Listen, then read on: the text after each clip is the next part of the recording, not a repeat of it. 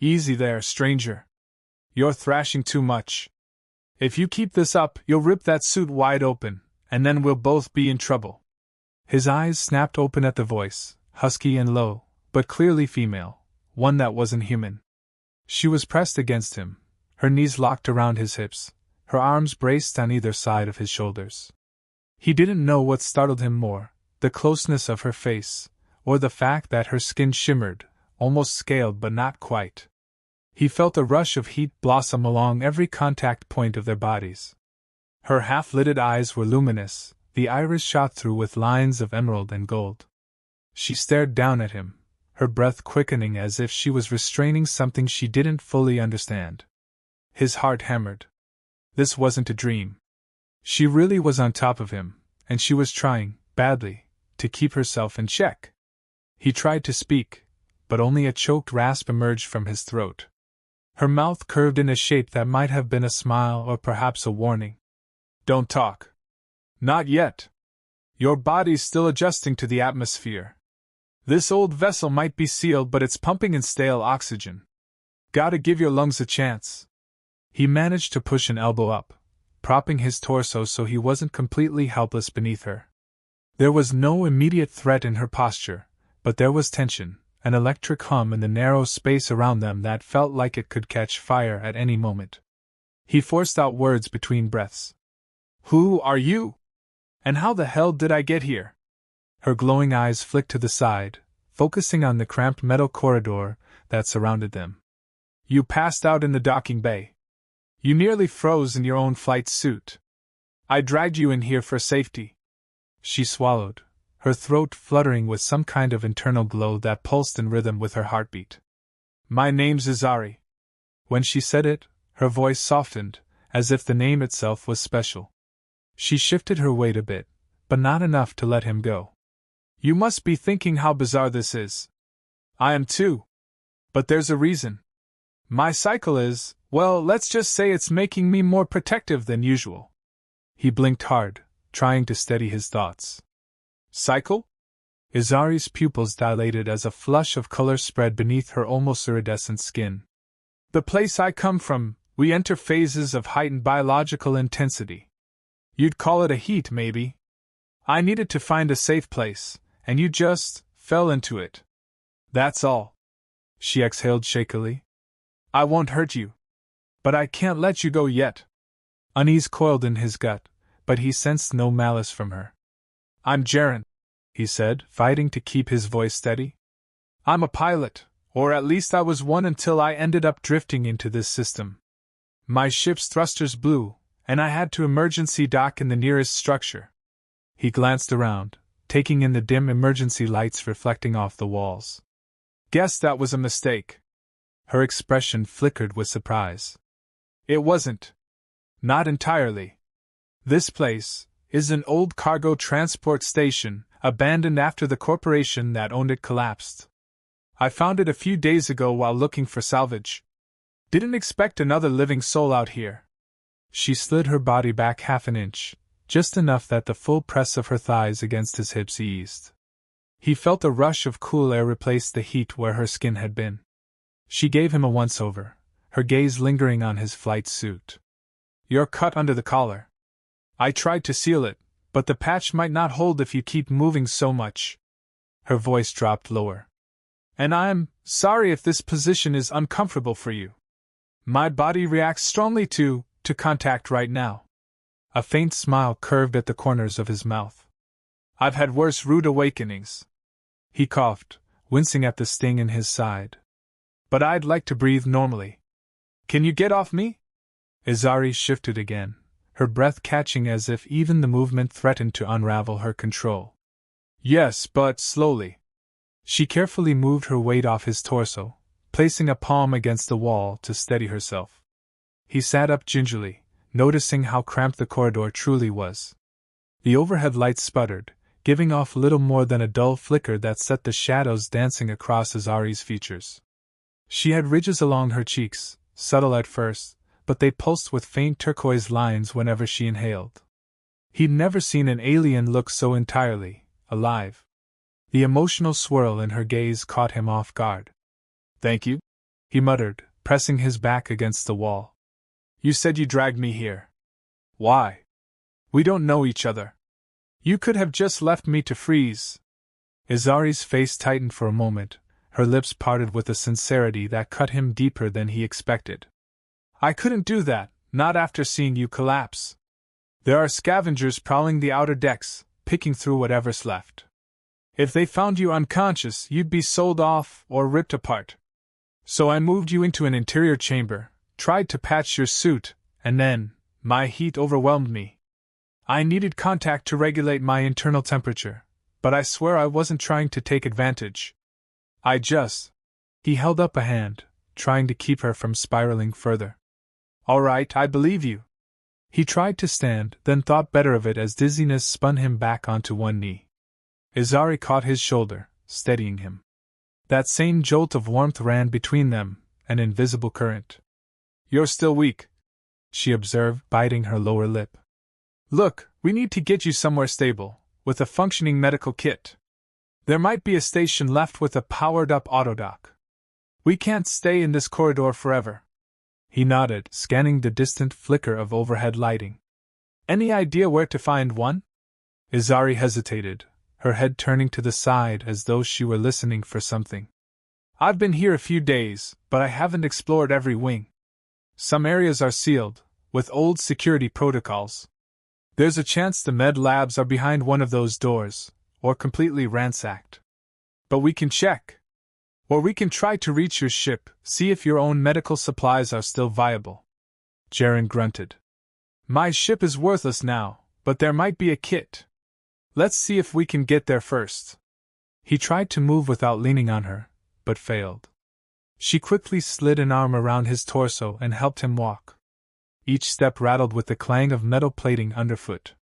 The corridor felt claustrophobic, the stale air pressing in on them, loaded with an odd scent that Jaren realized was primarily Izari's.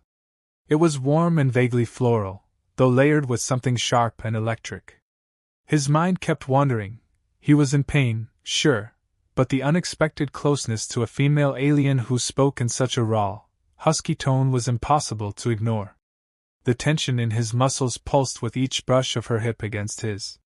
He tried to refocus, pushing the swirling dizziness aside as they made their way down the corridor. Izari kept glancing over her shoulder, as if she expected a threat at any second. You mentioned scavengers, Jaren said in a low voice. They're still around? She nodded grimly. I heard them earlier. They're not a unified group, just opportunists. But they'll tear us apart if they catch us off guard. They roam in small packs, looking to strip the station's main compartments. We need to be careful. Jaren clenched his jaw. Let's hope we find my ship quickly, then. I have a sidearm there. Not the best, but better than nothing. Their footsteps echoed, the flickering corridor lights throwing faint glows across Izari's scaled cheeks. Each time he glanced at her, he caught a subtle shift in the color of her ridges. Was it an emotional reaction? His battered mind wanted to ask more questions, but the words stuck in his throat.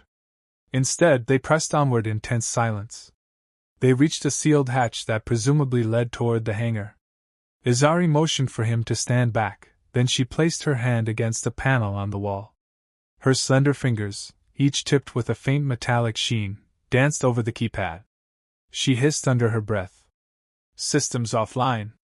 It needs a power reset. Jaren grunted. Let me see if I can hotwire it. He knelt down, rummaging through the compartment beneath the panel, finding a nest of wires. His fingers shook, either from the cold or residual shock. One of these should reroute the emergency power. Izari crouched beside him, pressing close so she could see. The warmth of her body soothed some of his trembling, though it ignited a separate awareness of just how near she was. Her breath fanned his ear. Be careful. If you fry the circuit, the door might lock permanently. He clenched his teeth in concentration. Carefully, he spliced two wires together, coaxing a spark of electricity into the mechanism. A hum reverberated through the bulkhead. The overhead lights flickered, then brightened slightly. That should do it, he muttered, straightening with a wince. Izari pressed the door's manual override, and it groaned open. A rush of stale air hit them. "Hangar's a few corridors away," Jaren explained, stepping forward. "Just pray the ship's ramp didn't collapse." She offered a faint, wry smile. "If it did, we'll improvise." They made their way through a darkened junction, the only sounds being distant echoes, metal scraping on metal, or perhaps distant footsteps. Jaren's pulse hammered at the possibility of a scavenger ambush. Izari's posture radiated tension too, the ridges on her cheeks flaring and dimming in a pattern he was starting to recognize as anxiety. They turned another corner, and Jaren finally caught sight of the docking bay. His battered spacecraft loomed ahead, lights dead, hull scorched from the reactor blowout. The external ramp was ajar, battered but still intact. Relief flooded him. "If we can just get inside, we might find a med kit. Then we can figure out our next move." Izari nodded, her focus intensifying. She slipped her arm from around his waist but stayed close, ready to catch him if he stumbled. He took tentative steps onto the ramp, which groaned beneath his weight. The inside of the craft was dark, but he knew the layout by heart. He led her past the cockpit into a small living module. The overhead lights were out, so he fumbled for a portable lantern. When it flicked on, the beam illuminated the cramped bunk, a battered storage compartment, and the remains of a small galley. "There," he said, panting slightly from exertion. "The med kit should be in the locker." He reached into the half-collapsed metal panel and pulled out a battered metal case. It was scuffed, but the seal was intact. He popped it open, relief flooding him at the sight of bandages, antibiotic salves, and a few doses of painkillers. "We'll patch me up first." Izari's expression was unreadable as she watched him press a temporary seal patch over the tear in his flight suit. "Let me." Without waiting for his permission, she knelt beside him, her luminescent eyes focused as she carefully peeled back the loose flap of his flight suit to expose the gash along his collarbone. He hissed at the sting of the chill air against the wound, but forced himself to hold still. Her fingers brushed over his skin, trailing an almost electric pulse. He couldn't help the tremor that ran through him. She noticed and gave him a small, strained smile. "I can sense your nervous system. My species is sensitive to electromagnetic fields. It helps us with navigation and bonding." The last word caused her cheeks to glow faintly, a sign of embarrassment, or something deeper. She applied disinfectant, then a fresh seal. His whole body tensed from the pain, but her presence had a surprisingly calming effect. Her warmth, that unique floral sharp scent, all of it lulled his heartbeat into something steadier. "You're good at this," he murmured. "I've done a lot of field medical work in my time. My planet was caught in a conflict for decades before I left." She said it quietly, her voice steeped in a kind of regret. "I learned patch jobs when I was barely old enough to hold the instruments." Jaren swallowed hard. He could relate to having a rough past, although he knew little of her beyond these hints. "Thank you." He turned the same kit toward her, noticing the faint tremor in her hands. "Are you okay? You mentioned a cycle, a heat." She paused, her gaze drifting to the metal floor. "It's my body's surging with hormones. If I don't regulate them, I'll lose control. It's not an endless phase, but it's intense while it lasts. Normally, among my own, we have rituals to manage it, balanced by certain contact or specialized dampeners. I don't have that here." Her luminous eyes flicked up to meet his. "And now I have you, which complicates everything, but I can't deny it helps stabilize my temperature to be near you." A flush crawled up the back of Jaren's neck. "Near me how?" She exhaled, looking momentarily vulnerable. "Through skin-to-skin contact, intimately. I know how that sounds, but it's how my species is designed. Without that closeness, the heat becomes too intense, can lead to organ stress." Jaren wasn't certain what to say. The notion that this beautiful alien needed physical contact to survive her heat was almost too much to process. The tension in the narrow confines of the ship was palpable. He could still feel the pain pulsing under his newly sealed wound, but that was overshadowed by the sudden awareness of how close Izari was, how her eyes shone. She gave him a hesitant look. "I'm not forcing anything. I'd never do that. But if you'd be willing, some contact would help. He let the words hang in the air, grappling with the swirl of desire and caution. They just met under dire circumstances, but the adrenaline of survival and the raw magnetism between them were fueling a potent flame he could barely contain. "All right," he said quietly, placing a hand gently over hers. "I won't pretend I fully understand, but I'll help you however I can. Maybe this is just a quick fix until we find a safer way out of here." She nodded, exhaling in relief. "Thank you." She clasped his hand, guided it up to her cheek. Her eyes fluttered shut as if the simple gesture carried enormous weight. Then she pulled him closer, their foreheads nearly touching. He felt her breath hitch, the faint trembling of her shoulders. It wasn't purely lust. There was gratitude and fear and longing braided together in her trembling exhale. He swallowed hard, caught between wanting to comfort her and the surge of passion that crackled just below the surface. Slowly, tenderly, he slid his other arm around her back, feeling the ridges and scales that decorated her slender form. Her arms wrapped around his neck, her skin surprisingly smooth despite its alien texture. A charged silence enveloped them, broken only by the distant hum of the station's power system and the rasp of their breathing.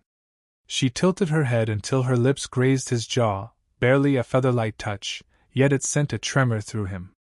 He froze, uncertain if crossing this line was wise, but the look in her eyes said that caution might already be moot. Time seemed to stretch in that cramped, half-illuminated space inside his broken ship. Her lips parted, and he felt the faintest brush of her warm breath. Then, abruptly, she pulled back with a quiet gasp. "I'm sorry," she whispered, pressing her fingers to her mouth. I'm losing control." He reached for her trembling hands. "It's okay." He found himself meaning it more than he expected. "You're not alone in this. We'll figure it out. But first, we need to make sure we can get off this hulk." She pressed her lips together, fighting a war of self-restraint. "Right. We need to see if your ship has enough juice to power the engines or at least life support. Otherwise, we'll have to find another route out of here." Jaren nodded, turning away from her intoxicating closeness to access the control panel near the cockpit. The overhead flickered, but nothing else. "Main power is fried," he said.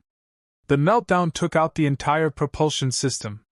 We might siphon some leftover energy from the auxiliary cells, but it's not enough to get us off this station." He slammed a fist on the console, frustration boiling over. "Damn it!" Izari laid a hand gently on his shoulder. "Let's not stay in one place too long. I don't trust that the scavengers won't come sniffing around. If we can't move your ship, we should search for the station's command center. Maybe there's a functional lifeboat or an emergency beacon we can fix. At least we can call for help." Jaren paused. Calling for help might alert less savory characters. But what choice did they have?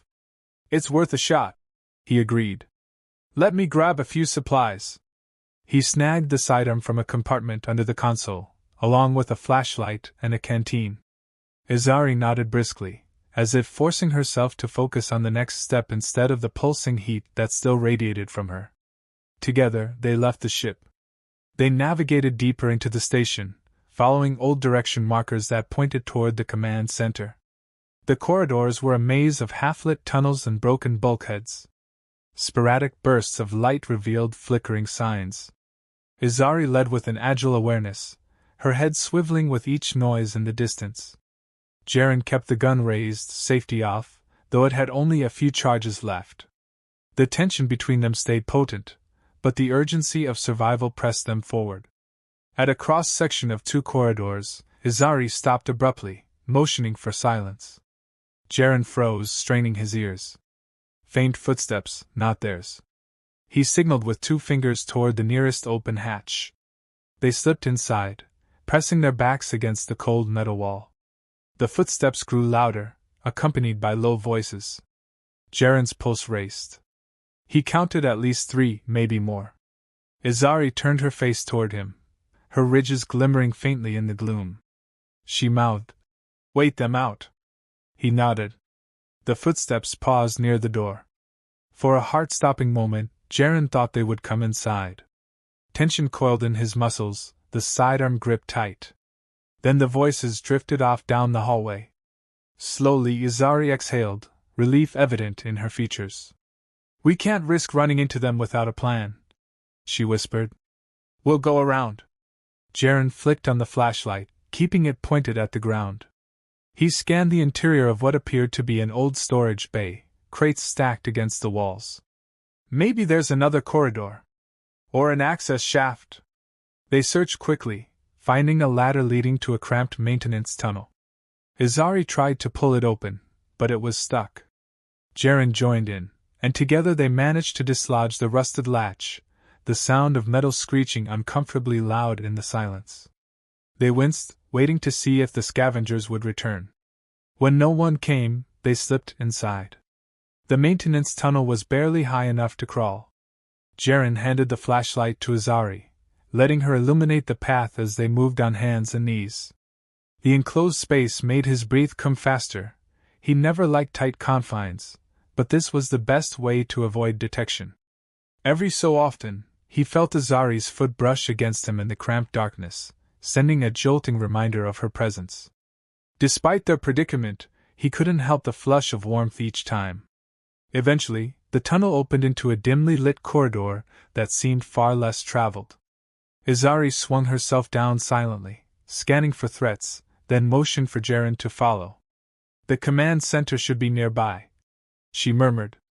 They continued through the corridor until they reached a sealed hatch labeled with partially faded characters that might have read, "Bridge access." Izari crouched beside the control panel, trying to bypass it. "Lock tight.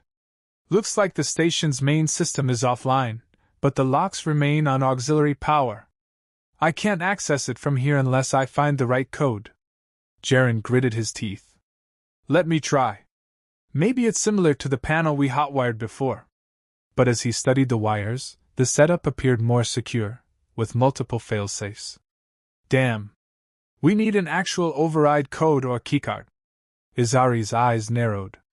"There might be one in the security station. That's often how these places were set up. You'd have to check in with security, then they'd release the locks to the command center." He leaned back against the wall, feeling exhaustion creep over him. "All right. Then we find security. But we need to be careful." Izari nodded. "You holding up okay?" He forced a wry grin. "Sure. Just a few hours ago, I was unconscious on the floor with you on top of me, telling me about your heat. This day is going great." She let out a low laugh, the tension in her face momentarily easing. "Right. Sorry about that. I couldn't help it." Her gaze flicked away, but her lips curved in a soft smile. "Though I'm not entirely sorry you were there." The heat between them flared momentarily, their earlier closeness echoing in the cramped corridor. Jaren inhaled, trying to stay focused. "We'll handle your situation too once we're safe. Let's just get what we need to open that hatch." They retraced their steps, heading carefully down another hallway that branched to what was labeled Security Ops. The door hung slightly ajar, the lights inside flickering. Jaren raised his sidearm, and Izari tensed behind him. He nudged the door open. Inside were rows of monitors, many cracked or dark. Some displayed static-laced images of the station corridors. On one screen, distant shapes moved, scavengers by the look of them. The console flickered with partial power. Jaren stepped over a toppled chair, scanning the space. "We need a code or a keycard." Izari moved to a side desk, rummaging through drawers. "Here," she said, pulling out a small device with a faded ID label. "Might be the override." Before they could celebrate, a muffled noise echoed from the hall. Jaren whirled around, sidearm at the ready. Two scavengers stood in the doorway, scruffy and armed with crude energy rifles. They must have followed the trail here, or heard the same squeaking metal they made earlier. One was tall with a scar over his left eye, the other short and stocky with a face twisted into a sneer. "Well, look at this," the tall one drawled. "We've got ourselves a couple of trespassers. And one of 'em's a real pretty alien." The shorter one snarled. "Hand over your gear and nobody dies." Izari braced herself, ridges flushing with bright color. Jaren aimed his sidearm at the tall man's chest. Back off. We're just passing through. The tall scavenger scoffed. You think I'm scared of that pop gun? I bet you got maybe 2 shots. Then what? He raised his rifle. Izari's posture tightened, and her eyes flashed with something fierce. She darted forward, quicker than Jaren expected. The short scavenger tried to swing his rifle, but Izari ducked low, hooking her leg around his ankles and sweeping him to the floor. Jaren seized the chance, firing his sidearm at the tall man's weapon. The shot sizzled through the rifle's casing, causing it to spark. The man cursed, stumbling back. Izari pivoted, striking the short man's wrist with a sharp blow that made him drop the rifle. She grabbed it, pointed it at the tall scavenger, who was scrambling for cover behind an overturned console. Jaren advanced with his sidearm, adrenaline crashing through him. Stay behind that console if you value your life, Jaren warned. The tall scavenger spat a curse, holding his scorched rifle. The short man on the ground groaned, clutching his bruised wrist. Izari kept the stolen rifle trained on them both, her ridges flaring bright. We just want the keycard. We'll be on our way. Don't try to follow us. The shorter scavenger glared murder at her, but didn't move. Jaren eased back toward the desk where Izari found the override. He pocketed it, then nodded. We're leaving. They backed out of the security room, guns ready in case the scavengers tried anything. As soon as they turned the corner, they broke into a run, heartbeats pounding. Izari's breath rasped, her free hand pressed to her ribs. Jaren could see the flush of her ridges intensifying again, no doubt a combination of fear, adrenaline, and her own internal heat. When they finally slowed, they took refuge in a small recess behind a half-closed blast door. Jaren grimaced, checking the sidearm's meter. 1 shot left, maybe. But we got what we need. Izari tried to steady her breathing. Yes, let's not waste time. The command center hatch is just a few corridors back. She paused, swallowing. Are you all right? He nodded, though his muscles ached and his head still spun from earlier injuries. I'm fine. Just need to get that hatch open and see if the command center has any functioning systems. Izari leaned against the wall, a fresh bead of sweat trickling down her temple. He could see her trembling. Instinctively, he stepped closer, placing a hand on her shoulder. She let out a soft, shuddering sigh, leaning into his touch. I'm sorry, she whispered, her voice thick with suppressed longing. The fight stirred me up, and the heat is intensifying. It's getting hard to focus. Jaren's chest clenched. He was torn between the urgency of their situation and the sympathy he felt for her. You said physical closeness helps. She nodded, struggling to keep her eyes open. It does, but we can't afford to. Her voice trailed off, implying something more intimate than a mere embrace. Jaren gently cupped her cheek. Look, I know this is crazy, but if we don't handle this, you'll be too weak to do anything. I need you, Izari. I can't navigate this place alone. The corner of her mouth lifted in a faint, grateful smile. Then, just hold me for a moment. He wrapped his arms around her slender frame, drawing her into his chest. She curled into him, her breathing ragged, as if the friction of their bodies brought some measure of relief. He felt her ridges press against his suit, the warmth of her skin radiating through. The intimacy of the moment made his pulse pound for reasons beyond fear. He allowed himself to stroke her back, feeling the small shivers that coursed through her. She released a breathy sound, half moan, half sigh, that made his own body tighten. But just as quickly, they both remembered where they were. She forced herself to pull away, though her eyes lingered on him with a depth of unspoken want. Thank you, she whispered, voice trembling. I can manage a bit longer. Jaren nodded, exhaling slowly to calm his own swirling impulses. All right. Let's go open that hatch. They retraced their path, more cautious this time, listening for any sign of the scavengers. When they reached the command center door, Izari held up the keycard. Here goes nothing, she murmured, sliding it through the reader. A sharp beep, a flicker of lights, then a hiss as the door seal disengaged. Jaren pressed a manual release, and the hatch slid open, revealing a dimly lit control room with a wide array of consoles and screens. Some sparked, others were black, but a few glowed faintly with residual power. He stepped inside, scanning for threats.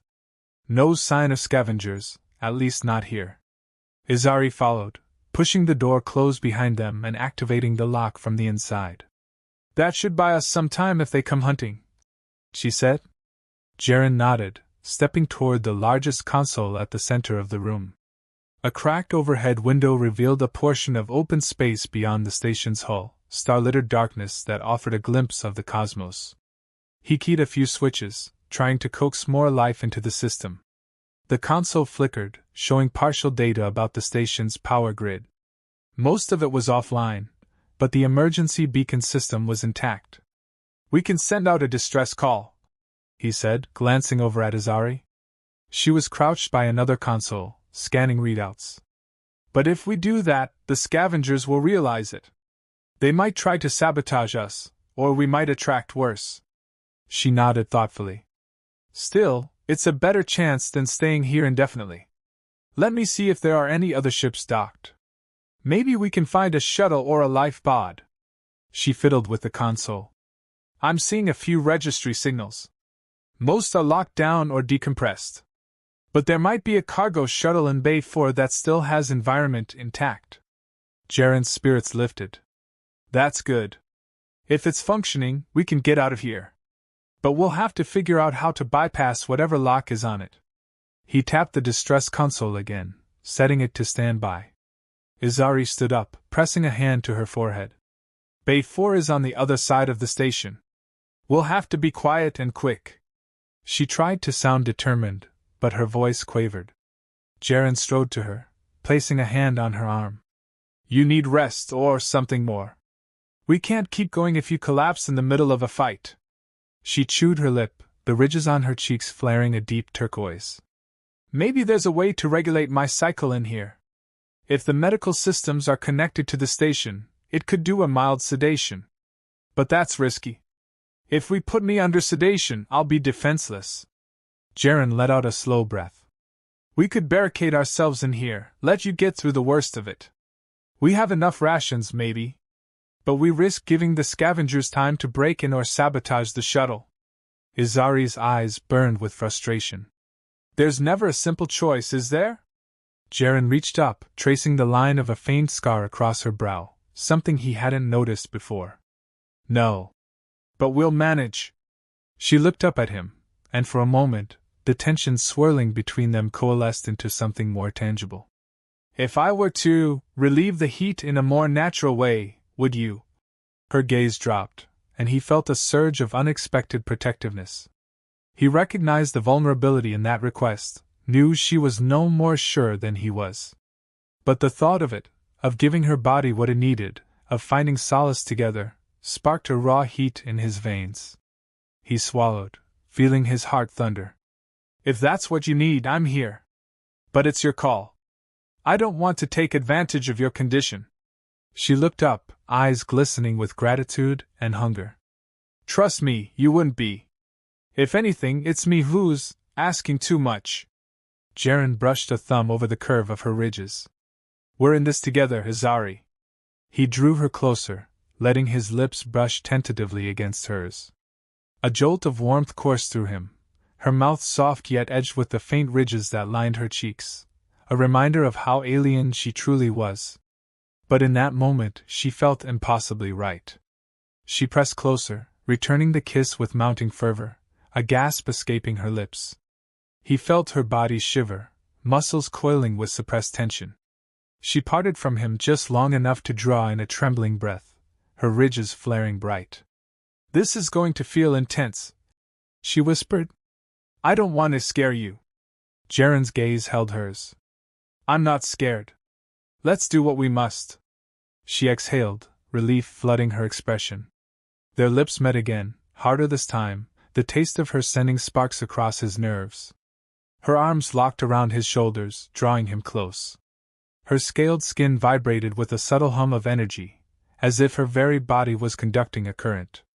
He felt the tension unravel in her, as she let herself indulge in the contact she so desperately needed. In the background, the station's alarms flickered, a broken beep signaling some distant system failure. But their world narrowed to the hush of breath and the tangling of limbs. Jaren's grip slid along her waist, feeling the firmness of alien muscle beneath the shimmer of her skin. Izari let out a breathy sound, half moan, half sob of relief, burying her face in his neck. She whispered something in her language, a soft, melodic phrase that crackled with emotion. He didn't understand the words, but he caught the gratitude in her tone.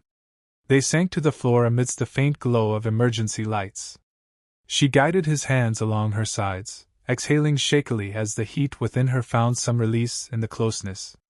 He wasn't sure how far they'd go or if they even had time to fully address her needs, but for now, every kiss, every brush of skin on skin, was a welcome reprieve from the constant terror outside. He could feel her trembling gradually slow, her ridges frantic glow calming to a steady pulse. When she finally pulled back, her cheeks flushed but her breathing more even, Jaren saw a softness in her gaze that tore at his heart. "Thank you," she whispered, pressing her forehead to his. "I can't promise it'll hold off forever, but this helps." He brushed a strand of luminous hair from her face. "I'm here for as long as you need me. Just don't pass out on me. I can't lug your weight through these corridors."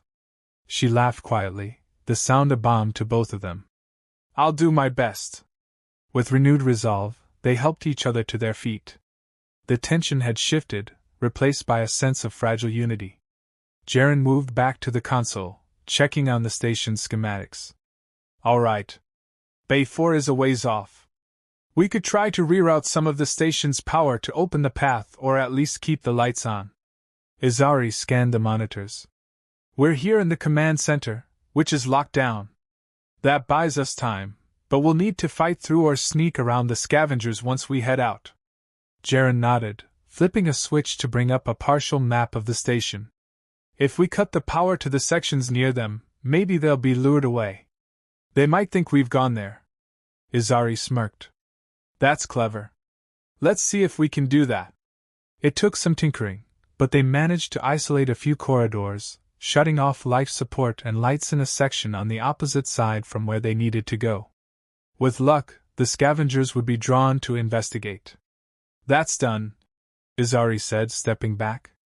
"We should move quickly." Jaren noticed her ridges had dimmed somewhat, the immediate crisis of her heat managed.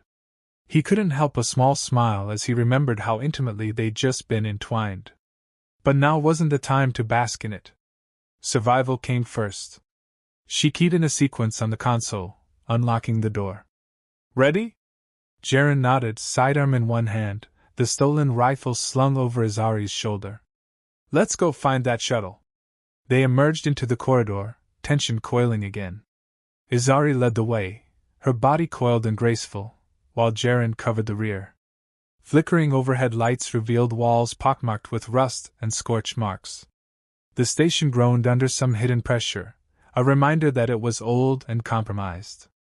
Their footsteps echoed in the gloom. Occasionally, they heard distant thuds or voices, but no immediate confrontation. It seemed their diversion might be working. The path to Bay 4 was a winding maze of cargo holds and sealed compartments. Twice they had to double back when a corridor was collapsed or locked by malfunctioning doors. Each detour cost them precious time. Jaren's injuries flared, and Izari's breathing grew ragged again, though she pressed on with sheer determination. Eventually, they arrived at a wide set of blast doors labeled Bay 4. Jaren placed his hand on the access panel. "Locked. Looks like an emergency seal." Izari frowned, examining the readout. "The cargo shuttle is inside. If the bay decompressed, the doors would auto-lock. Let me see if I can override." She connected the keycard, tapping commands. There's still atmosphere in there.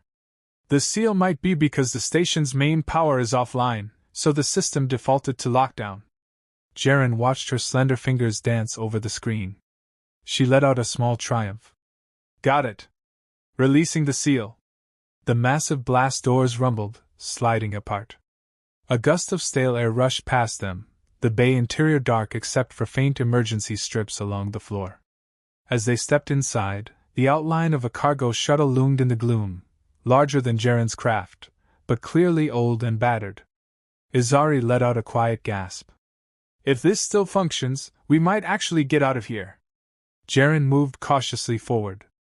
We should check if it's fueled, or if the engines are intact.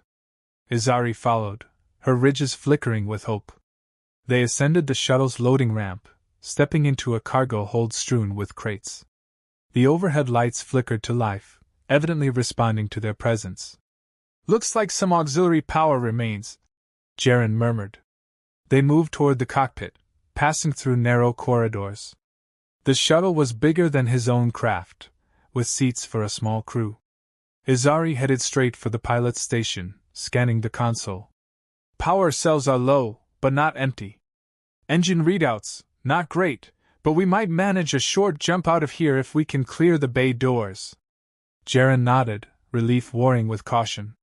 We'll have to override the station's docking clamps, assuming they're engaged. Then we blow the bay doors. Izari bit her lip. That might alert every scavenger on board. Once they hear the engines, they'll come running. Jaren took a steadying breath. Then we do it fast. We can't linger. Let's see if the cockpit controls the clamps.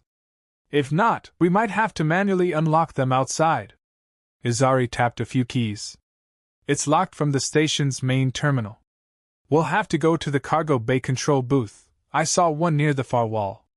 Jaren forced a grin. You stay here, power up the engines. I'll handle the manual release. She opened her mouth to argue, but he shook his head. I'm less likely to black out while standing. Your heat is still an issue, and you know how to pilot this thing if I don't make it back in time. She paused, conflict in her luminous eyes. But she nodded reluctantly. All right, but be careful. He gave her a swift nod, then jogged down the ramp, weapon at the ready. The cargo bay stretched out around him, rows of crates stacked haphazardly.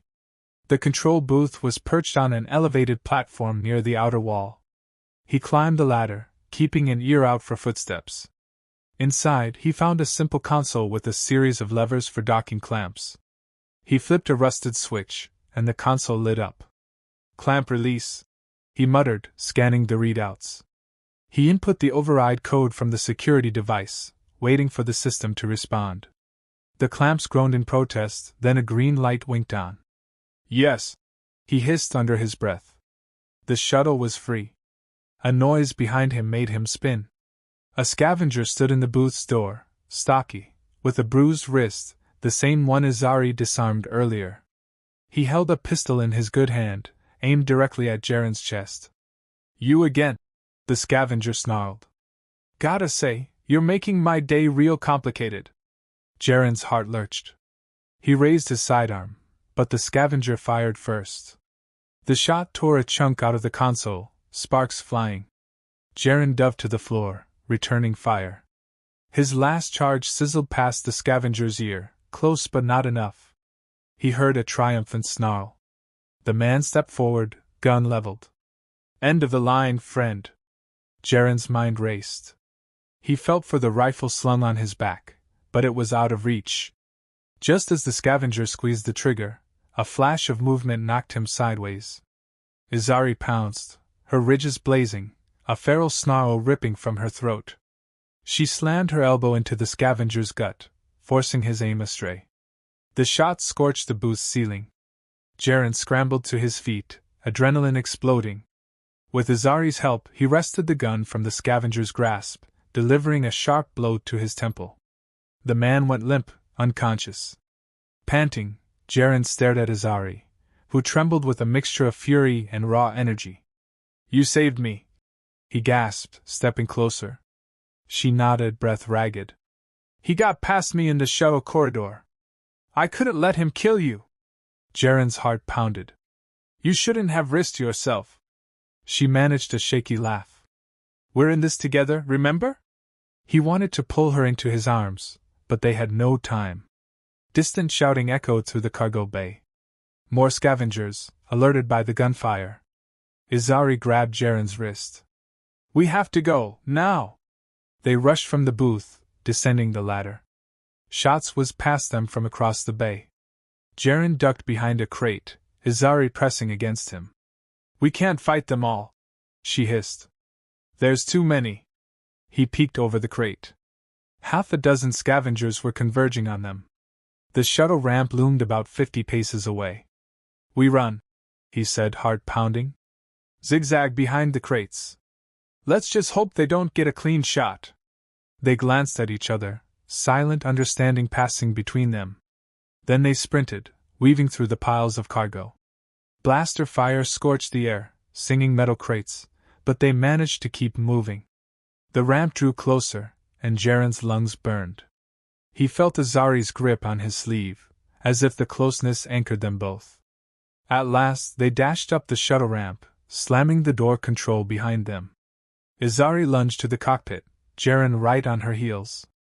"Engines are spun up," she called, scanning the readouts. "Get strapped in." Jaren threw himself into the co-pilot's seat, flipping the switch to seal the cargo door.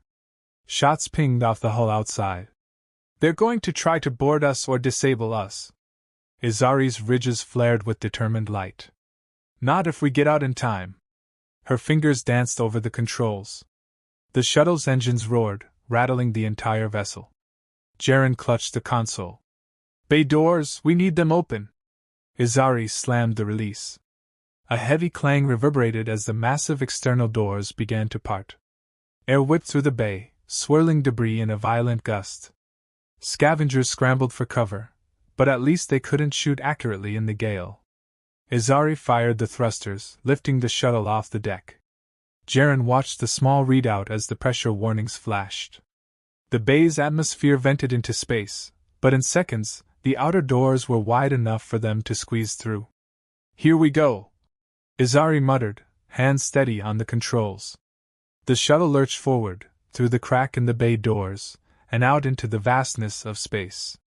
The station receded behind them, its rotating hull battered and pockmarked. Jaren's pulse thundered in his ears. They were free, but their power was limited, and who knew what threats lay ahead? He looked over at Izari, who let out a shaky, relieved laugh. "We did it," she breathed. Jaren nodded, resting a hand on her shoulder. "Yeah, we did." Her ridges glowed in a gentle pulse, calmer than before. The tension in her features eased, replaced by something close to wonder. The uncertain future stretched before them, but at that moment, simply being alive, together, felt like a triumph. They spent the next hour stabilizing the shuttle's flight path, checking for hull damage. Izari discovered the shuttle had a small jump drive, albeit with limited range. Enough to reach a civilized outpost or maybe another system. Jaren navigated the battered star charts in the shuttle's database, looking for safe harbors. "There's a fringe planet about 2 days out if we push the engines carefully," he said. Izari hovered over his shoulder. "Do it. We'll need repairs, and I might need to find a med facility for a proper check." "You do too, considering that wound." He nodded. "Let's set a course." She keyed in the coordinates. The shuttle's engines hummed, a mild shudder running through the frame as it engaged a short-range FTL spool. Jaren leaned back in the co-pilot's seat, exhaling. Tension still knotted his muscles, but a wave of exhaustion washed over him. Izari gave him a gentle look. "We can relax a bit now. The autopilot will take it from here, if we're lucky."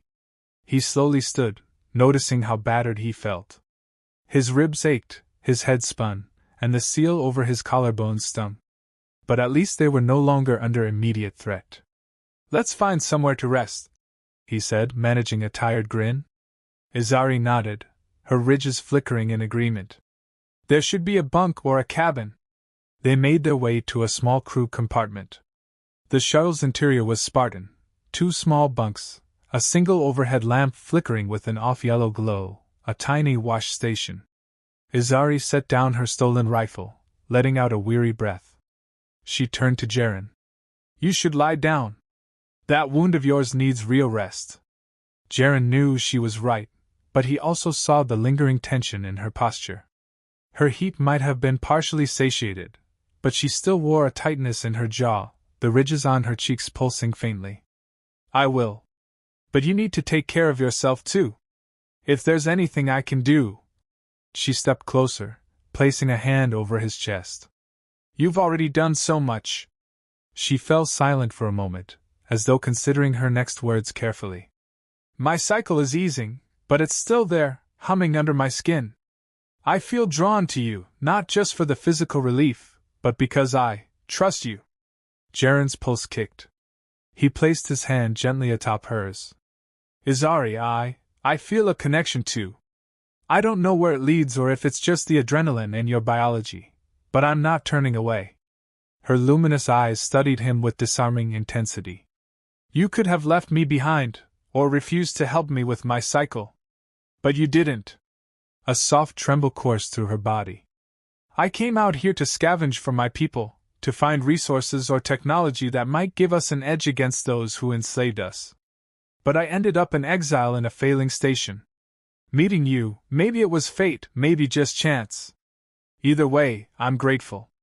Jaren felt a rush of emotion. He brushed his thumb over her jaw. Me too. She leaned in, pressing her lips to his in a slow, lingering kiss. This time there was no urgent desperation, but rather a swelling sense of relief and tenderness. He responded gently, mindful of his injuries. Her scaled arms wrapped around him, her body flush against his. The faint hum of energy still vibrated beneath her skin, but it felt more subdued, as though the worst of her cycle had passed. Their lips parted slowly, and she rested her forehead against his. Let's rest, she whispered. We need our strength for whatever lies ahead. Jaren nodded, guiding her toward one of the bunks. It was narrow, but he managed to sit down, leaning against the wall. Izari hesitated a moment, then settled beside him, curling into his side. The overhead lamp flickered softly, casting shifting shadows across her scaled cheeks. He felt her body relax, the warmth of her presence a soothing balm to his own turmoil. Despite the uncertain future, a calmness settled over them. Her breathing slowed, and he let his own eyes drift shut, lulled by the gentle thrum of the ship's engines. Sleep came in fitful snatches. Jaren dreamt of the station's corridors, the hissing valves, the dizzying swirl of Izari's glowing skin. When he jolted awake, it was to the soft press of her hand over his heart, as though she were reassuring herself he was still there. He blinked, half disoriented. The overhead lamp had dimmed, and the console beeped faintly somewhere in the cockpit. We must be nearing the jump exit, he murmured, voice thick with sleep. Izari stirred, her ridges shifting color lazily. Feels like it. She eased off the bunk, stretching lightly. Jaren's gaze lingered on her, drawn by the sleek lines of her form. She caught his stare and smiled, a gentle flush coloring her cheeks. No scolding. You're allowed to look. He chuckled, swinging his legs over the side of the bunk. No scolding here. I just like what I see. Her smile softened. Me too. Together they made their way to the cockpit. The starfield outside had changed slightly. The jump drive beeped, indicating it would soon revert to normal space. Izari took the pilot's seat, Jaren beside her.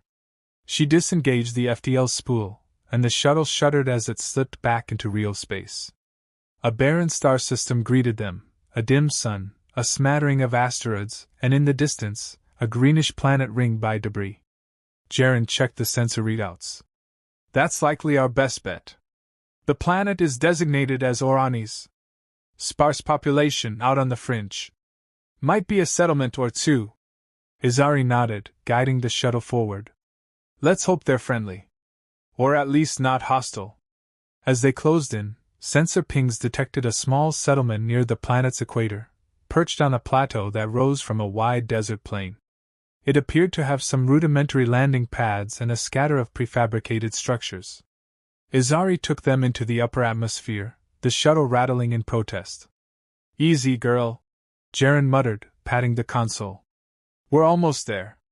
Their battered craft soared over red rock canyons until the settlement came into view, a cluster of domed habitats, a few docking spires, and what looked like a half-functional control tower. Izari carefully set the shuttle down on one of the landing pads, dust pluming around them. Power couplings groaned, but the engines finally whined to a stop. They exhaled in unison, feeling the relief of a safe landing. Jaren stood, wincing at the stiffness in his muscles. "Let's see if we can find a mechanic or a medic here." Izari nodded, rummaging through the cockpit for anything they might need. She grabbed a small translator device, hooking it to her belt. "I'm not sure what dialect they speak." Jaren did the same, tucking away his sidearm. He wanted to avoid looking threatening if possible, but they also couldn't wander around unarmed. "Let's hope they don't shoot strangers on sight." They opened the shuttle's hatch, stepping onto the dusty metal platform. The air was searing hot and smelled of iron and sulfur. The settlement lay ahead, a few people milling about, all humanoid but with various alien features. Some turned to stare at the newcomers, but none rushed forward aggressively. Izari gave Jaren a reassuring nod, and together they walked into the settlement. The sun beat down from an ochre sky. A few curious onlookers approached, a tall, spindly figure in ragged work clothes, a stout older woman who appeared mostly human except for small horns along her temple. Jaren raised a hand in what he hoped was a friendly greeting. "We're just travelers looking for repairs and medical assistance," he said, voice raspy in the thick air. The older woman eyed him, then Izari, her gaze lingering on Izari's scaled cheeks. "You got currency?" Jaren shrugged. "Maybe we can trade." The woman snorted but jerked her thumb toward a low structure near the edge of the settlement. "Mechanics that way. Docks inside the dome."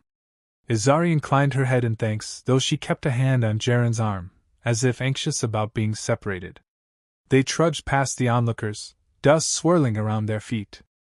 Many of the settlement's buildings looked haphazard, patched together from salvaged materials, battered by the harsh environment. They reached the mechanic's shed first.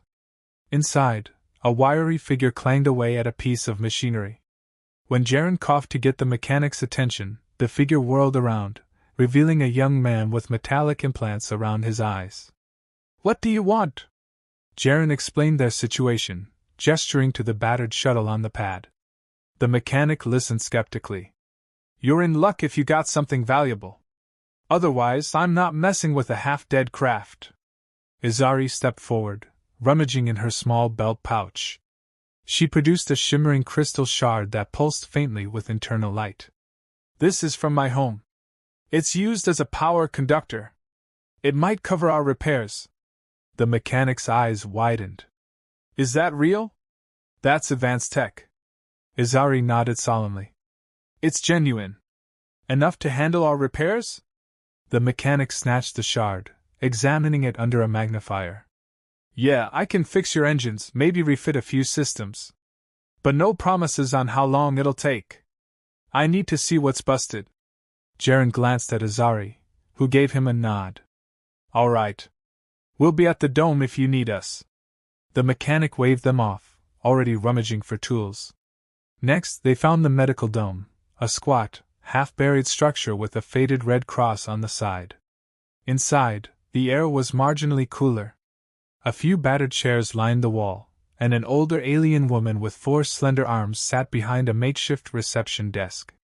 She blinked large dark eyes at them. "State your injury." Jaren gestured to his collarbone wound. "A patched-up gash that might need better treatment. Also battered ribs." Izari cleared her throat. "I need a cycle stabilizer or something that can help with hormonal regulation." The woman frowned, her 4 arms shuffling through data pads. "We can do basic triage, maybe. Follow me." She led them into a back room with flickering overhead lights. The smell of antiseptic stung Jaren's nostrils. The makeshift medic scanned him with a battered portable device, clucking her tongue. "You have contusions, mild infection starting in that wound. I can clean it up, give you an antibiotic. Ribs will need time." Jaren nodded gratefully, sinking onto the exam table. Izari waited anxiously beside him. The medic then turned her attention to Izari, scanning. Her dark eyes narrowed. "Your species is not common out here. You're in the midst of a heat cycle, yes?" Izari stiffened, but nodded. The medic typed a few notes into her console. I have some general hormone suppressants that might work, though they're not guaranteed to be fully compatible. Izari bit her lip. I'm willing to try if it means I won't be incapacitated. Jaren felt a pang. Somehow, he'd grown accustomed to being her support, even though it was dangerous and complicated. He squeezed her hand gently. She gave him a soft smile in return. The medic prepared a small injection. This is a mild dose. It will hopefully ease the symptoms for a while, but you'll need follow-up care. That will cost you. Izari glanced at Jaren. They had little else to barter besides the small salvage items from the station. The medic seemed to guess their predicament. Perhaps you can work off the debt. This settlement always needs labor, maintenance, security. Talk to the foreman. We don't have much out here, but we can accommodate travelers who pay their dues. Jaren nodded slowly, uncertainty coiling in his gut. They were desperate, after all. He looked at Izari. We could do a few days' work here while the mechanic fixes the shuttle. Izari shrugged, wincing. Better than drifting aimlessly. Let's do it. After the medic finished administering the shot and redressing Jaren's wound, they left the dome feeling marginally better. Izari's ridges were still luminous, but she said the throbbing pressure in her body had eased. Jaren's pain was dulled by a fresh dose of antibiotics and mild painkillers. The foreman of the settlement turned out to be the same older horned woman they met earlier. She listened to their offer of labor, then grunted. Fine. We need a couple of hands for a salvage run in the canyon. You help us haul materials, scrap metal for the settlement. Then we're square. She handed Jaren a battered data pad. You leave at first light tomorrow. Jaren and Izari exchanged a look, but neither of them saw a better option. Deal, Jaren said. The woman pointed to a small bunkhouse on the settlement's perimeter. You can stay there tonight, with the other laborers. In the morning, gather at the vehicles. They thanked her, heading toward the ramshackle building. The heat pressed down, and Jaren's limbs felt heavier with every step. Izari seemed equally drained, the injection's after-effects making her slightly groggy. By the time they found the bunkhouse, the sun was dipping below the horizon, painting the sky in copper and violet. They entered a cramped room with a few cots lined up. It smelled of sweat and old leather. A handful of other laborers lounged about, eyeing them warily but without overt hostility. Jaren found an unoccupied cot, and Izari slid onto the one beside it. He lowered his voice, leaning close. You all right? She managed a tired smile. It's not luxurious, but it's safe. Jaren nodded. Then we'll do what we must. Once the shuttle's fixed, we can decide our next move. Maybe find a safer port, or see if there's a way to help your people. Izari lowered her gaze, a flicker of sadness crossing her features. I haven't been able to contact them in so long. The salvage from that station was supposed to be for them. Now I have nothing but a half-broken shuttle. Jaren placed a gentle hand on hers. We'll figure something out. She laced her fingers through his, the simple contact making him exhale with relief. They were still connected, still alive. After a day like they'd had, that was victory enough for now. Morning arrived with a harsh clang of a makeshift bell, summoning laborers to gather outside. Jaren winced as he rose, his sides stiff. Izari looked a shade better, though the circles under her eyes hinted that the shot only did so much. They joined the small group near a pair of rumbling land vehicles with open beds. The foreman, arms crossed, gestured to them. We head out to the canyon, load up on scrap from an old facility. Keep watch for raiders. Jaren caught Izari's eye. More scavengers? He murmured bitterly, remembering the station fiasco. She shrugged. We have to get through it. They climbed into the back of one vehicle, bouncing over rough terrain as the settlement receded behind them.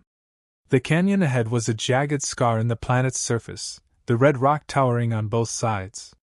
Izari kept her gaze sharp on the ridges above, scanning for threats. Jaren gripped a borrowed rifle they'd been given, feeling a pang of déjà vu.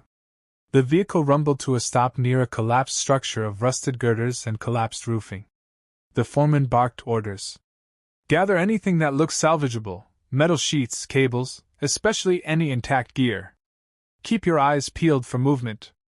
Jaren hopped down, glancing over at Izari. She gave him a tight nod. They both began hauling scraps of twisted steel toward the truck bed. It was exhausting work, the sun baking them from above.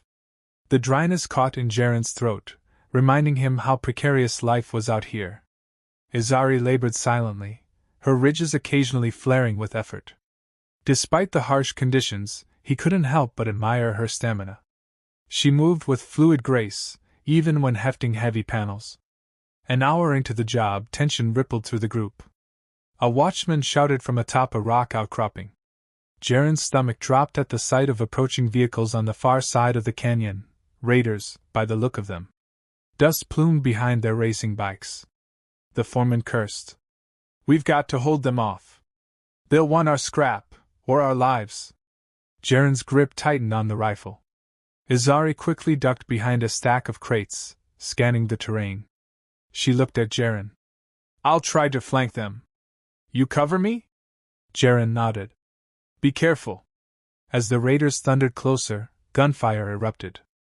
Bolts of plasma scorched the dusty ground. Jaren popped up, returning fire, forcing a couple of raiders to swerve. Izari darted along the canyon wall, moving with uncanny agility. A flash of her ridges in the sun was all Jaren saw before she slid behind a boulder. She leveled her rifle, taking calculated shots that sent more raiders ducking for cover. The foreman and other laborers joined in, the canyon echoing with the roar of engines and the crackle of weapons. Jaren's heart hammered. He tried to keep track of Izari's position, but dust and chaos obscured his view. Suddenly, a raider on a bike circled around, cutting across the debris field. Jaren took aim, but the raider was fast. He fired, missing by a hair.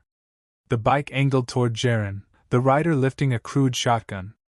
Jaren dove aside as the blast hammered the stack of crates behind him, sending splinters flying. He rolled onto one knee, fumbling to reload. Before he could, the raider bore down on him, weapon raised. A blur of motion from the side, Izari tackled the rider clean off the bike. The machine skidded, flipping end over end. Jaren scrambled up as Izari wrestled the raider's weapon away. She bashed him in the helmet, rendering him unconscious. Their eyes met, a flicker of relief passing between them. But the fight wasn't over. More raiders charged in, pinning down the laborers behind a rusted hull fragment. Jaren darted to Izari's side. "We can't hold them indefinitely." She nodded, panting. "We need a better vantage." They spied a half-collapsed tower at the edge of the facility, a vantage point that overlooked the canyon floor. Together, they sprinted for it under a hail of stray gunfire. Once inside, they scrambled up a broken ladder to a rickety platform. From there, Izari carefully sighted her rifle, picking off a raider who was about to lob a grenade. Jaren joined in, firing at the bike engines. The tide began to turn as the raiders realized they were outgunned from the elevated perch. Within minutes, they retreated in a cloud of dust, leaving the canyon silent except for the groans of the wounded. The laborers cautiously emerged, collecting themselves. The foreman shouted, "Anyone dead?" No one was, though a few had nasty injuries. Jaren and Izari climbed down, hearts still hammering. The foreman gave them a grudging nod of respect.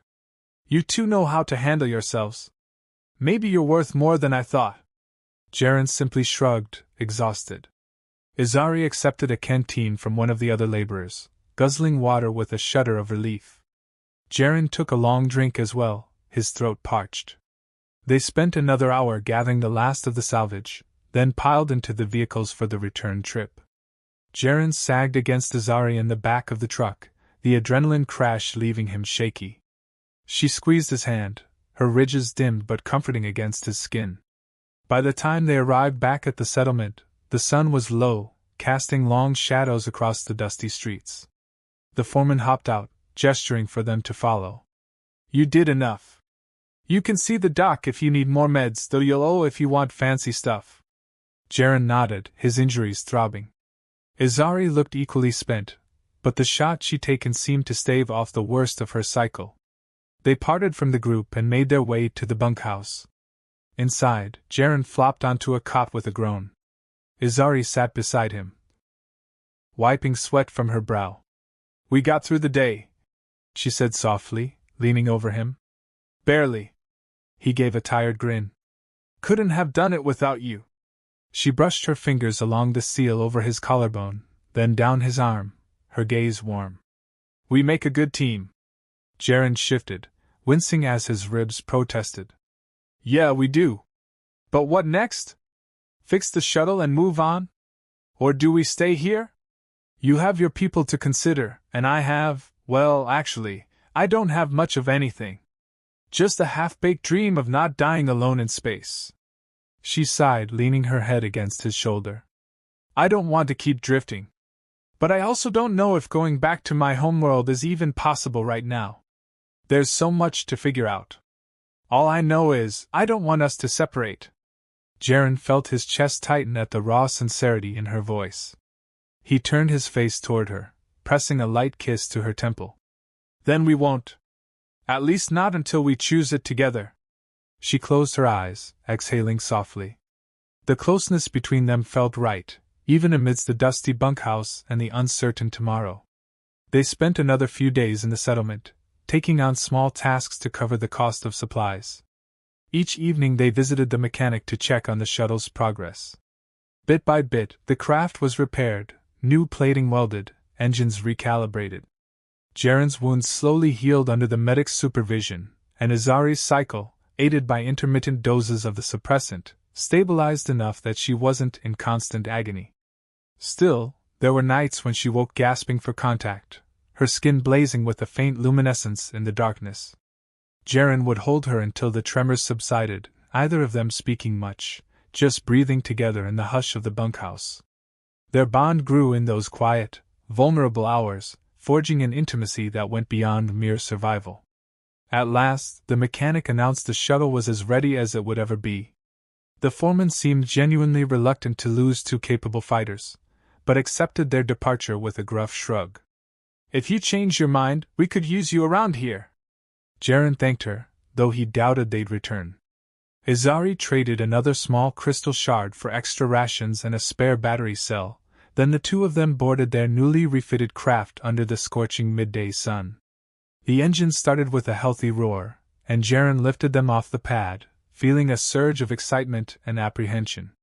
Izari sat in the co-pilot's seat, scanning the horizon. "Where to?" she asked, her voice threaded with possibility. Jaren let out a breath, gazing at the pale sky. "You said you wanted to help your people. Maybe we can start by finding out who's enslaving them, or how we can cut off their supply lines." Izari's eyes gleamed. "You'd do that with me?" Jaren's lips curved in a slight smile. "I've got nowhere else I need to be. And I care about you." Her ridges flushed with a gentle glow. "I care about you too. Let's see where this leads." He nodded, guiding the shuttle upward, past the swirling dust and out into the planet's thin upper atmosphere. The curve of the horizon fell away, revealing the star-flecked void. Izari keyed the NAV system, searching for rumors or old data about slaver routes, black market hubs, anything that might give them a lead. Jaren felt the coiled tension of the unknown, but it was tempered by a steady warmth in his chest. Whatever challenges lay ahead, they'd face them together. The short-range FTL spool engaged, and they slipped into the shimmering corridor of faster-than-light travel. The cockpit lights dimmed, leaving the two of them in a private bubble of luminescence. Izari turned to Jaren, her expression shadowed and radiant at once. "We're heading into dangerous territory, you know." Jaren nodded, reaching for her hand. "I do." She laced her fingers with his, pressing closer. The hum of the engines thrummed through the floor. "I wonder if it's foolish," she said softly. "Falling for someone so different, so quickly." Jaren's heart clenched at her words. "It might be. But it also might be the best decision I've ever made."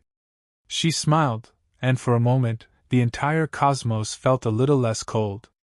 He tugged gently, and she came willingly into his arms, their lips meeting in a lingering kiss that tasted of hope.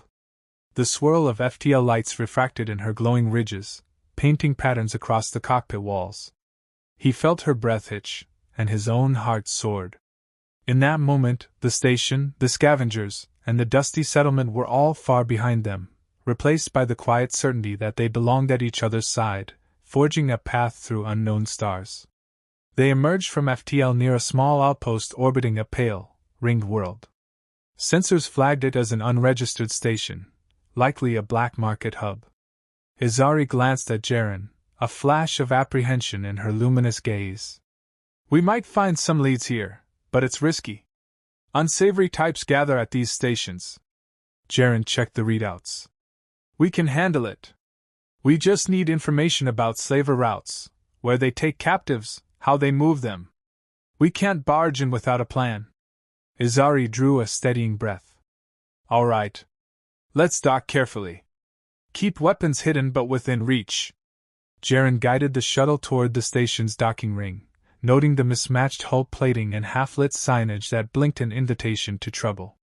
The docking clamps engaged with a jolt, and a docking tube sealed to their airlock. Here we go. They stepped into a dim corridor reeking of stale air and cheap fuel. Flickering neon signs led them to a central bazaar, a chaotic labyrinth of vendor stalls, selling everything from refurbished weapons to exotic alien delicacies. A haze of smoke drifted from corner to corner, swirling with the hum of illicit deals. Izari kept close to Jaren, her ridges glowing faintly in the station's neon glare.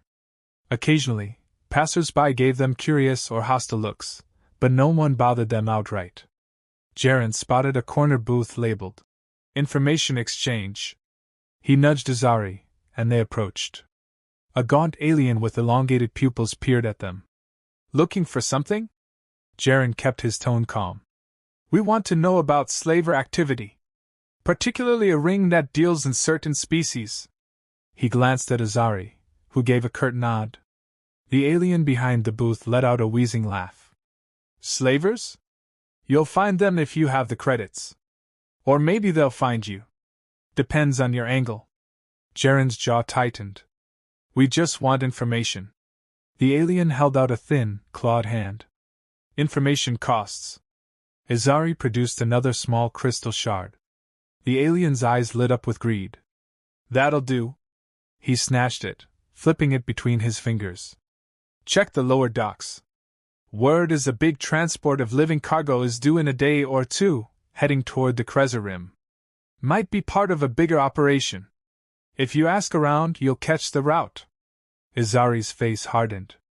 A day or two. She spun on her heel, Jaren following. They found a dingy bar in the station's underbelly, hoping to glean more details. A few bribes later, they pieced together a partial flight plan. Indeed, a transport was expected, carrying enslaved beings from scattered worlds. The route skirted official patrols, funneling captives to an industrial facility on the far side of the Kreza Rim. Izari looked ready to explode. They keep them in stasis, sometimes. Or in subhuman conditions. My people. I can't stand by. Jaren placed a steadying hand on her back. We won't. Let's figure out how to disrupt it. They retreated to the shuttle, the stale neon lights receding behind them. Inside the cockpit, Izari paced, her ridges flashing with agitation. What can two of us possibly do against a slaver transport? Jaren slumped into the pilot's seat, running a hand through his hair. We might not be able to free them all alone. But maybe we can sabotage the route, help them escape, or contact authorities who might intervene. Izari sighed. Authorities? On the fringe, most are bought off or look the other way. Jaren's jaw set. Then we'll do it ourselves. We can shadow their route, wait for them to stop somewhere for refuel or cargo transfer, and strike. She studied him with a flash of gratitude and worry. That's dangerously optimistic. He shrugged. We can't ignore it. If your people, or anyone else, are on that transport, we have to try. Her gaze softened. I love that about you. Even when it's reckless. She sank beside him, a trembling tension in her posture. I want to do it. I just can't lose you. Jaren circled an arm around her waist, pulling her close. I've survived this long. As long as I can hold a blaster, I'm not going down easy. She laughed softly, leaning into him. Her warmth against his side felt natural, even in the face of looming danger. "All right," she murmured. "We'll try." They plotted a course to intercept the transport near a refueling depot along the route. The next day, they left the station behind, hearts pounding with anticipation and dread. As they soared through the emptiness, Izari's cycle flared again, though less violently than before, and Jaren soothed her with gentle embraces and words of encouragement. Each time, the bond between them deepened, a promise forged in shared risk and raw emotion. Eventually, their sensors picked up a massive ship on an approach vector toward a lonely fueling outpost orbiting a small, rocky moon. Izari tensed, scanning the readouts. "That must be them. The Irex's bounty. It's big." Jaren nodded, mind racing. "We'll dock discreetly on the outpost first, see if there's a way to sabotage the fueling lines or free the prisoners." Izari swallowed, her luminescent eyes fixed on the hulking silhouette. "This is it. No turning back." Jaren's grip on the controls tightened. "Let's do what we came to do." They slipped onto the outpost under false transponder signals, docking in a rundown bay. The outpost itself was little more than a fueling ring, a few cargo modules, and minimal security. The giant slaver vessel loomed overhead, locking onto the outpost's docking tower. Jaren and Izari hurried to find a vantage point. They managed to slip into an access corridor that overlooked the fueling control station, a handful of uniformed workers scurrying around. The Irex's bounty extended a docking tube, presumably to transfer or retrieve cargo. Izari pointed out a small side hatch near the ship's hull. "Might be a maintenance port. If we get inside, we can search for the holding cells." Jaren checked his gear, a sidearm, a few charges, a small hacking device. "We'll have to move fast." With practiced stealth, they crept toward the slaver ship's underside. A lone guard patrolled, but Jaren and Izari waited until he rounded a corner. Then they sprinted to the hatch, Izari prying it open with a crowbar. The interior glowed with cold, industrial lighting. They slipped inside, hearts thudding. The corridors smelled of disinfectant and fear, as though countless souls had passed through. Izari shuddered, determination stealing her features. They made their way deeper, avoiding the main passageways by ducking into storage compartments. A few times they had to hide from patrolling guards, the tension nearly suffocating. At last, they found a sealed bulkhead labeled "Live Cargo." Jaren's blood boiled. "This must be it." Izari clenched her fists. "I'm opening it." She used the hacking device, bypassing the lock with trembling fingers. The door slid open. Inside were rows of cramped cells, each holding a variety of alien captives in tattered garments, some looking half-starved. A ripple of fear and confusion went through them as Jaren and Izari entered. Izari whispered fiercely, "We're here to help you. We're not with the slavers." Some prisoners barely stirred, but others gazed with faint hope. Jaren began searching for control panels to unlock the cells. Izari's breath caught as she saw a figure from her own species in one of the cells, a young female with battered ridges that glowed faintly in recognition. "By the stars," Izari whispered, voice cracking. "They have one of mine." She hurried to the cell, pressing her palm to the energy barrier. The captive locked gazes with her, tears brimming. "Please," she rasped. "Help us." Izari nodded, eyes burning. "I will." Jaren found the release console. "I can open them all at once, but we'll trip an alarm." Izari glanced around. "We have no choice." Jaren gritted his teeth. "All right, on three." Before he could hit the release, an alarm shrieked overhead. The corridor lights snapped into emergency mode, bathing them in red. Jaren cursed. "They know we're here." Izari looked to the prisoners, then Jaren. "Do it." He slammed the override. The cell barriers flickered, then collapsed. A wave of disoriented captives spilled out. Izari caught the young female of her species, supporting her as she stumbled. "We have to get them off this ship," Jaren shouted over the din. But footsteps thundered from the corridor. Slaver guards, armed and furious, converged. Jaren fired a stun blast, dropping one guard, while Azari snatched a rifle from the floor and took down another. The prisoners, emboldened by desperation, hurled themselves at the remaining guards, overpowering them in chaotic struggle. Jaren grabbed Azari's arm. "We need an exit route." She nodded, scanning the overhead signage. "Maintenance deck leads back to the outpost. If we can get them through there, we can seal the hatch behind us." Jaren motioned for the newly freed captives to follow. They staggered through the corridors, many limping or barely conscious.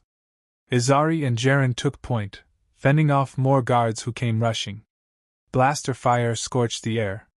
A prisoner behind them cried out, dropping to the deck. Azari whirled, returning fire. Jaren gritted his teeth.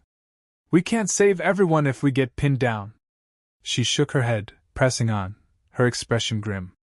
At last, they reached the same maintenance hatch they used to enter, only to find it blocked by 3 heavily armed slavers. The standoff was immediate and brutal. Jaren dove behind a crate, exchanging wild shots. Azari hissed, pinned down, the ridges on her cheeks pulsing with desperation. The prisoners were huddled behind them, nowhere else to go. Jaren's rifle beeped, out of charges. Azari's face twisted. "No ammo." A triumphant sneer crossed the slavers' faces. They closed in, weapons raised. Then, from behind the slavers, a sudden explosion of sparks. The door behind them tore open, revealing a group of battered workers from the outpost, some carrying wrenches and improvised charges. They tackled the slavers in a frenzy. Jaren wasted no time, snatching up a dropped weapon and disabling the remaining threats with stun blasts. Azari's breath came fast. "What?" Jaren spotted the outpost's fueling crew, the ones who had been forced to load cargo for the slavers. One older man in oil-stained overalls nodded grimly. "We heard the alarm. Figured maybe we'd had enough of their tyranny." Azari's eyes glistened with gratitude. "Thank you." They guided the captives through the hatch, sealing it behind them with a manual lock. The outpost workers rushed to help, clearing a path. Outside, the slaver ship's crew realized something was wrong. They began detaching from the dock, trying to escape. Jaren looked at Azari, who supported the wounded captives. "We can't let them just fly away with whoever's still on board." She bit her lip. "They might have more prisoners. But at least we saved these."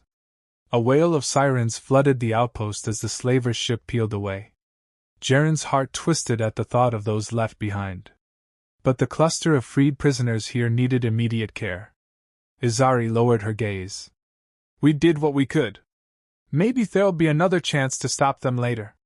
Jaren put a hand on her shoulder, empathy shining in his eyes. "We saved lives today, Azari. That counts for something." Her ridges dimmed with sorrow, but she nodded. Over the next hour, chaos reigned in the outpost corridors. The freed prisoners were herded to a cargo area where they could receive basic medical attention. Azari knelt by her kin, hands shaking as she helped them drink water. Jaren stood guard near the hatch, wary of any retaliatory strike. Eventually, local station security, what little existed, arrived. They were overwhelmed by the crisis but seemed relieved that the slaver's ship had departed. A short official with an air of exhausted authority approached Jaren. "We'll keep these refugees safe for now, but we can't guarantee slavers won't return." Jaren looked to Azari. She was whispering words of comfort in her language to her kin. He felt a painful twinge in his chest, wishing they could have done more. At last Azari rose, her face streaked with tears. "They need a safe passage home. But I don't even know if home is safe anymore." Jaren took her hand gently. "We can transport some of them ourselves. But the shuttle's not big enough for everyone." She nodded, gazing at the sea of weary faces. "We could take a few of mine, at least. Find them sanctuary." Jaren exhaled. "Then we do that. One step at a time." They spent the next day coordinating with the outpost staff. The local authority agreed to hold the freed captives temporarily, offering them rations and minimal shelter. Azari managed to locate 3 others of her species, including the young female she'd first found in the cell. She insisted on taking them aboard the shuttle, to find a safer colony or a sympathetic faction that might help them rebuild. Jaren had no objections. The Irex's bounty was gone, presumably en route to continue its vile trade. But their hold on these captives was broken. That night, Jaren and Azari stood on a small observation deck overlooking the ringed world. The reflection of the planet's rings shimmered in Azari's eyes. She sighed. A part of me wishes we'd taken down the entire slaver network. But that's impossible with just us. Jaren slid an arm around her. We can keep chipping away. Or we can find allies. Maybe there are bigger organizations who want to fight slavery out here. She leaned into his shoulder. You'd stay with me through that? Jaren turned his face to hers, brushing a soft kiss against her lips. I will. She closed her eyes, a single tear slipping down her scaled cheek. I love you, Jaren. He felt his chest tighten with an emotion that bordered on awe. I love you too, he whispered, pressing his forehead against hers. The hum of the station lights framed the quiet intensity of their moment, the two of them clinging to each other, as the cosmos spun beyond the glass. Their relationship was forged in crisis, but it had grown into something genuine, a shared desire for hope, for purpose, and for each other. When their shuttle departed the outpost the next day, it carried 4 battered refugees from Azari's world, plus Jaren and Azari themselves. They charted a course toward a rumored sanctuary planet, a place with a modest but welcoming community that opposed slavery. The journey would be long, fraught with unknown dangers. But Jaren felt a sense of conviction he hadn't felt in years. This was no longer just about survival. It was about standing for something, forging a future with Azari at his side. As they slipped into FTL again, Jaren caught Azari's gaze from the pilot's seat. She was strapped into the co-pilot chair, guiding the refugees behind them to some of the ship's bunks. Her eyes met his, brimming with gratitude and a fierce, unbreakable love. The swirl of starlight outside the viewports lit her ridges and gentle pulses, a reflection of the calm confidence she felt. Jaren reached out, and she placed her hand in his, fingers interlocking perfectly. In that simple connection, he felt the promise of tomorrow, a tomorrow where they might stand up to tyranny, help others find freedom, and keep fueling the flame that burned between them. No matter where they traveled, or how many battles lay ahead, they would face it all together.